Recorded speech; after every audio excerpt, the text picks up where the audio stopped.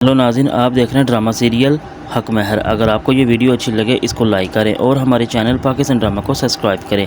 फरमान जब घर वापस आता है तो आकर वो विरसा को देखता है तो विरसा उसके साथ बात तो करना नहीं चाहती, ना ही उसके साथ वो किसी भी बात कर अपना मिजाज ख़राब करना चाहती है, बल्कि उससे काफ़ी गुस्सा भी होता है। बल्कि वो चाहती है कि वो किसी भी कीमत पर इसको इस घर में बर्दाश्त ना करे। लेकिन फरमान जब विरसा को देखता है और उसे कहता है कि मैंने तुम्हें कहा था कि एक दिन ऐसा आएगा जब मैं हर एक चीज़ तुम लोगों से छीन लूँगा।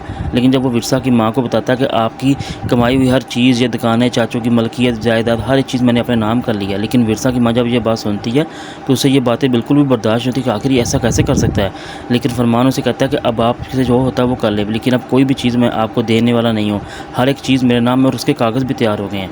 लेकिन विरसा को जब इस बारे में पता चलता है तो वो बड़ी परेशान होती है कि मेरे बाबा की कमाई हुई हर एक चीज़ आखिर ये कैसे अपने नाम कर लिया।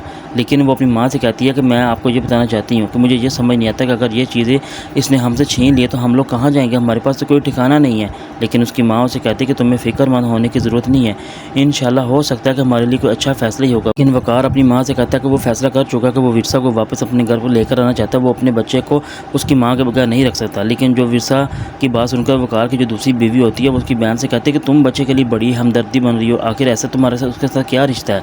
इसलिए मैं तो ये सोचती हूँ कि बल्कि माँ से ज़्यादा तो हमदर्दी तुम्हें है और तुम उससे बहुत ज़्यादा प्यार करती हो, आखिर ऐसा क्यों।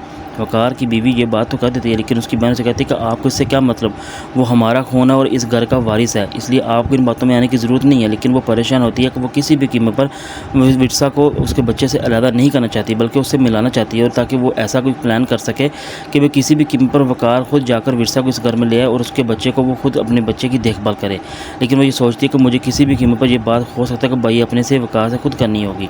लेकिन जब वो विरसा को मिलने के लिए जाती है तो वो उसके बताती है कि उसके साथ ऐसा होगा, तो वो काफ़ी ज़्यादा दुख में होती है और परेशान भी होती है कि मेरे बाबा की जो कमाई हुई है हर एक जायदाद, हर एक चीज़ थी, वो फरमान ने अपने नाम कर लिया। लेकिन उसकी बहन उसे कहती है कि तुम्हें परेशान होने की ज़रूरत नहीं, हो सकता है कि इससे बेहतर तुम्हारे लिए कोई फ़ैसला हो।